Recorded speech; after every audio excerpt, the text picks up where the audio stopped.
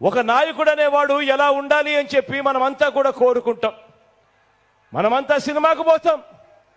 సినిమాకు పోయినప్పుడు సినిమాలో హీరోని చూస్తాం. అదే సినిమాలో మనం విలన్ను కూడా చూస్తాం. ఫలాని వాడు హీరో అని చెప్పడు, ఫలాని వాడు హీరో అని మనకు తెలియదు, ఫలాని వాడు విలను అని మనకు తెలియదు. కానీ ఆ విలనుకున్న గుణగుణాలను బట్టి ఆ మనిషి విలను అని చెప్పి మనం అంతగా మనమే అంటాం.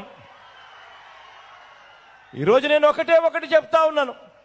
58 నెలల కిందట మీ బిడ్డ మీ అందరి ముందు నిలబడి మీ బిడ్డ ఫలానిది చేస్తాను అని చెప్పి మేనిఫెస్టో ఎన్నికల ప్రణాళిక తీసుకొచ్చి మీ బిడ్డ మళ్ళీ ఈరోజు 58 నెలల తర్వాత ఆ మేనిఫెస్టోను ఒక బైబిల్ గాను, ఆ మేనిఫెస్టోను ఒక ఖురాన్ గాను, ఆ మేనిఫెస్టోను ఒక భగవద్గీతగాను భావిస్తూ మీ బిడ్డ ఆ మేనిఫెస్టోలో చెప్పినవి 99% వాగ్దానాలు అమలు